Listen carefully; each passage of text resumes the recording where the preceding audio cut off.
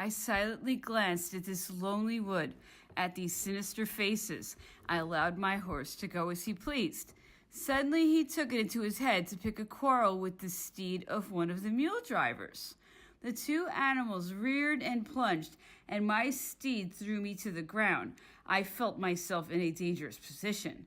Fortunately, I let go the bridle of my horse, or I should have pulled him down on me. Madame de Broc and Monsieur de Boucheporn were alarmed. I hastened to assure them that I was not hurt or shaken. The only thing that worried me was their terror. I remounted my fiery charger and arrived at Fuenterrabia, where I made some more sketches and again found my large wagon drawn by mules, which took me back at an incredible speed to Bayonne. I noticed that at the inn my reception was a more cordial one.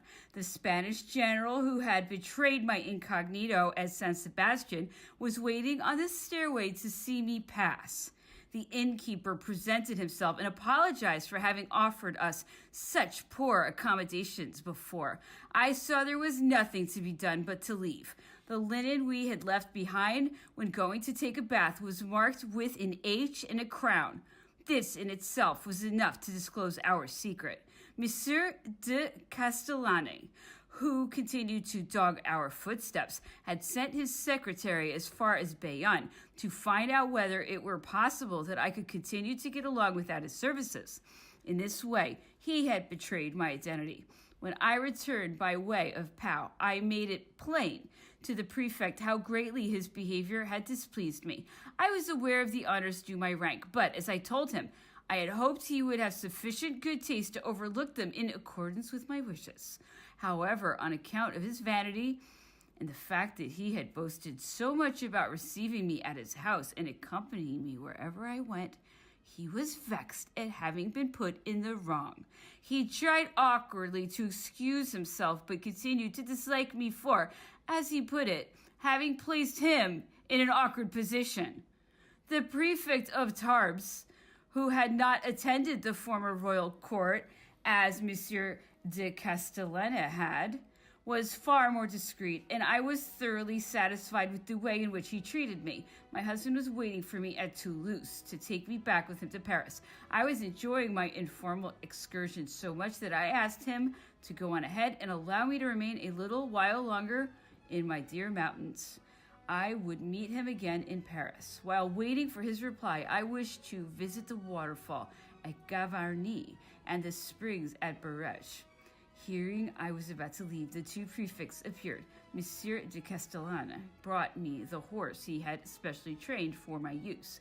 The Saint-Simon family also wished to accompany me. I did not like the idea of admiring the beauties of nature surrounded by all these people.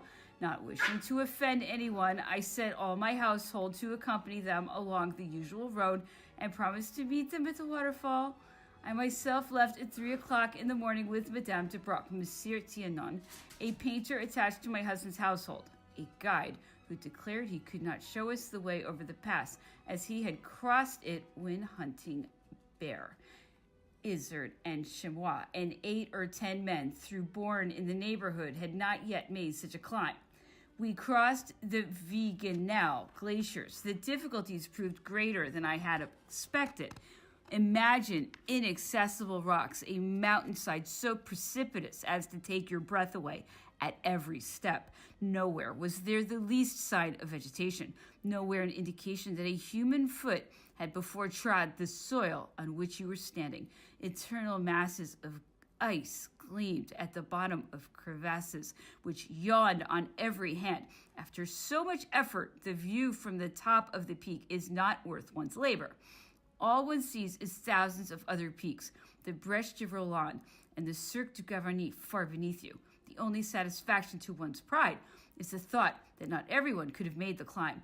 I was astonished at having undertaken so arduous a task, simply to escape the companionship and conventional chatter of two prefects. On our way down, we slid along with our crampons over ice, but felt it often crack under our weight. The torrent lay beneath us. It was necessary to leave this icy valley and return by way of another, in which we were frequently obliged to employ ropes to pull ourselves up over the rocks. Our guides called to each other as soon as one of them had discovered a possible passageway. I stopped a moment and said to Adele, "Does it not seem as though we were breaking out of some dreadful prison and escaping at the risk of our lives?" She agreed, but appeared so exhausted that I felt alarmed. At the same time, I caught sight of the Peter, whom I had taken along, thinking he would enjoy the beauties of nature. He was in a truly pitiable condition and obliged to lean for support on two of our mountaineers. Fatigue and discouragement were stamped on his countenance. "Madame," he said, "rather than undertake again this trip, I should prefer to be shot on the spot." As for me, my nervous energy was simply incredible, but many worries, physical and mental, were in the near future to destroy a health which had seemed unalterable. The moment we again caught sight of green vegetation was an instant of real rejoicing. We arrived at 6 o'clock in the evening at the inn at Gavarnie. The painter went to bed. I made 2 or 3 more sketches and in the evening walked about in the little village and stopped to watch a man who was preparing a display of fireworks to be held in my honor. I was delighted to have escaped these so-called festivities, and my pleasure in having done so rewarded me for the fatigue I had undergone. The following day, I admired, still without any escort, the waterfall at Gavarnie, situated in the midst of an admirable natural amphitheater. I left the spot when the rest of the party arrived, but decided to wait for them before having supper at Saint-Sauveur. Although, as usual, the presence of a number of people made me feel unwell, I overcame my faintness. After laying the cornerstone of the bridge across the Gave, which still bears my name, I went the next day from Saint-Sauveur again to Cotteret across the mountain. I left at daybreak with Madame de Broc while all the officials were still asleep, a crime for which doubtless they never forgave me. They were not altogether wrong. One should bear the inconvenience of one's station in life, but perhaps my need for quiet and solitude was sufficient excuse for my conduct. On arriving at Cotteret, I received word that my husband would not return to Paris without me, and that he was expecting me at Toulouse as soon as possible. I left these Pyrenees, which I had come to love both on account of the sorrow I had suffered there and the solace that nature had offered me. From a farm which had been named after me, I caught a glimpse between 2 rocks of the vast plain which represented to me the outer world. I congratulated myself on having been able to escape from it, and felt that in these high altitudes I had been able to come closer to God and to that child whose loss I mourned. Nevertheless, I was obliged to re-enter that outer world. My fate would not allow me to do otherwise. I accepted that fate, but not without regret. How little was I yet able to resign myself to what had to be. My husband insisted upon a reconciliation. I could no longer refuse, but I dreaded all the pain which I lacked the strength to endure. As encouragement, I kept repeating over and over to myself, in order to die sooner, I must suffer even more. At any rate, I shall have performed my duties to the end. I could not succeed in concealing from my husband a sort of fear and even physical repulsion I felt at our reunion. He desired it so ardently and seemed so pleased that our reconciliation took place at Toulouse. We traveled back to Paris by very short stages through southern France. Our only companions were Madame de Broc and Monsieur Lasserre, our physician. We maintained the strictest incognito, this allowing us to see all the points of interest in the different towns through which we passed. At Montpellier, where I happened to be on Sunday, I was amazed to see a crowd of young men wearing white robes and hoods going in and out of the church without any appearance of reverence or even ordinary restraint in their manner. I was placed in a quiet corner of the building with Madame de Broc. The young men noticed our presence, and all eyes were fixed on us with so much attention that we felt embarrassed and rather scandalized, especially by the thought that priests could so forget their sacred mission. Later that evening, the Archbishop told me all these young men were laymen, members of a brotherhood of white penitents who paid so much attention to the pomp of their own services that those of the main church suffered. Hearing this, I was no longer so surprised at the indiscreet way in which we had been examined, but found it curious that these young men should have chosen this particular form of amusement. I visited the College of Cerise and the pool at Saint-Ferréol, where two streams flow in different directions and form that Canal du Midi, which unites the two seas. At Nimes, I arrived in detail some architectural remnants of the Roman occupation. At Avignon, I was shown on the spot on which so many atrocities were committed during the Revolution. Here was a new reason to be grateful to the emperor for having put an end to so much civil turmoil. I wished to see the fountain of Vaucluse. While my husband amused himself composing verses and carving them on trees which bordered the stream, I approached close to its not very impressive abyss and was seized with some inexpressible terror when I drank the waters. Was it because its fountain had witnessed the ecstasies and inspired the lyricism of an especially sensitive soul? Was it some memory of those fabled fountains which possessed the power of troubling even the most unblemished mind? I cannot tell the cause. I can only describe what I felt. In those spots where others have loved ardently and one's heart is conscious of the capacity to experience passion and fears it all the more keenly. Mine, when I penetrated beneath its surface, showed me that there was still much to be done before I really destroyed what I flattered myself had been crushed long ago, leaving the lonely shades of Vaucluse, which after the Pyrenees are not remarkable except as they recall the memories of Laura and Petrarch. We arrived in a little town in which the inhabitants recognized us. The crowd unhitched our horses and dragged us through the streets with all that enthusiasm which is characteristic of the southern races. Who would have dared predict that in the same country, so enthusiastic towards the empire, only a few later a marshal of France would be assassinated and the life of the emperor be in danger? That is what the favor of the mob amounts to, and yet it is the crowd that knows best how to acclaim its favorites. Fortunately, the ovation of which we were the most object did not last long. Nevertheless, it was almost necessary to use force in order to regain our freedom. Farther along the route, we passed unrecognized, but at every town where I remembered that one of my former schoolmates was living, I had her informed of my presence and felt delighted at this opportunity of catching a glimpse of my old friends. We had only gone as far as Lyon, and I already felt I could scarcely continue to endure the fatigue. It was August. The heat exhausted me extremely, and my husband's indifference to my comfort proved that there was not much improvement to be hoped for on my return home. The love he declared he felt for me did not seem compatible with his lack of attention. Consequently, instead of gaining courage, I felt it ebbing from me more and more. One day, our carriage broke down, and we were nearly hurled over a precipice. I remained inside without becoming excited and exclaimed, "Ah, the last moment has arrived." But nothing happened, and we escaped this peril. On another occasion, we were overtaken by a terrific storm. The lightning was so violent and so continuous that we feared it might blind us. We were in the very heart of the storm. I thought how welcome death would be, and awaited in joyful anticipation the bolt that would bring me that blessing.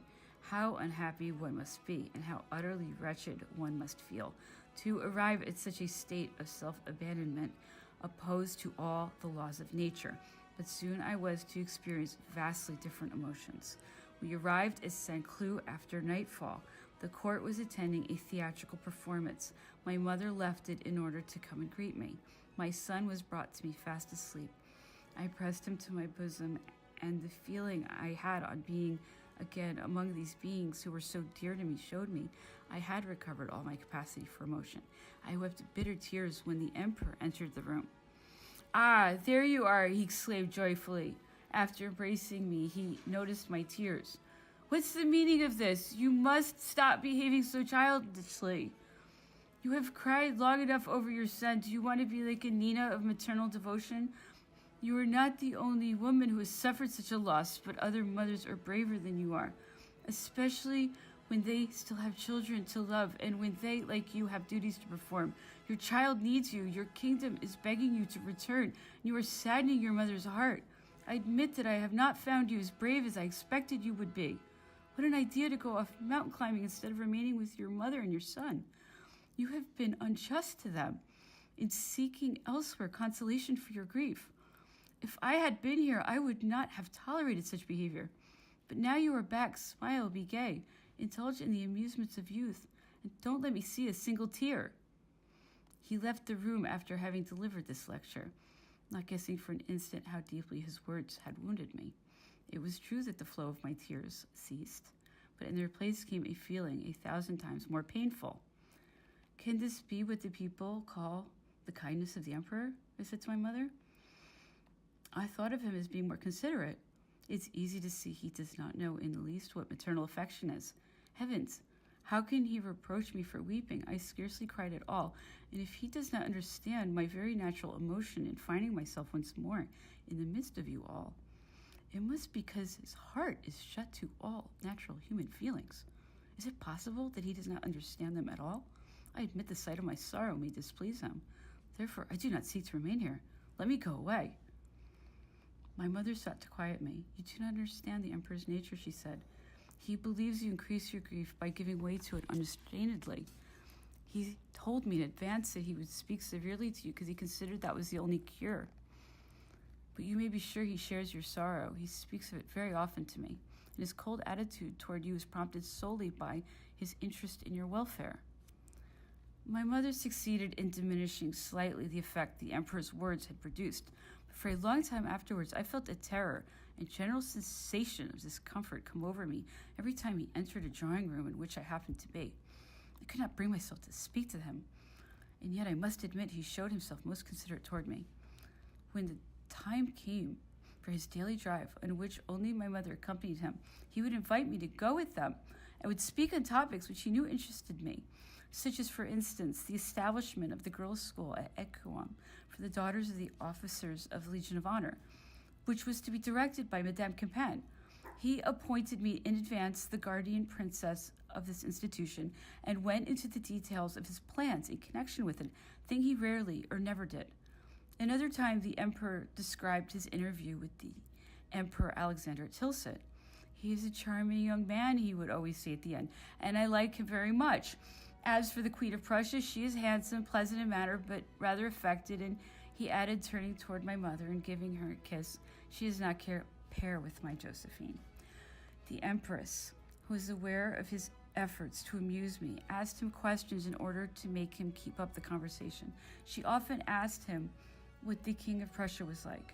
He gave a detailed and rather favorable portrait of this monarch. As far as his tact is concerned, he went on, what do you think of a prince who tells me when I have just annexed the province of Silesia from him, the well-known anecdote of how Frederick the Great wished to take his battledore away from him when he was a child, and he refused obstinately to give it up, causing his uncle to remark, at least I'm glad to see that no one will ever make you give up Silesia.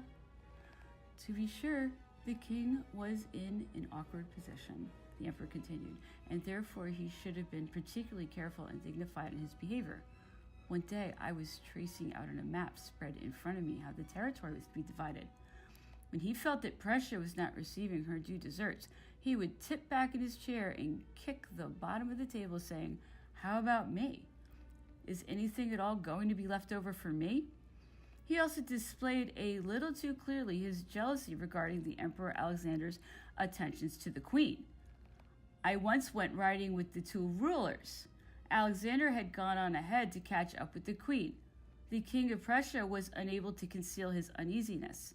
He kept glancing about in all directions and exclaimed, where can the Emperor of Russia be? He seems to have lost us. While I, in a brotherly spirit, replied that he had been there a moment before and that he could not be far away.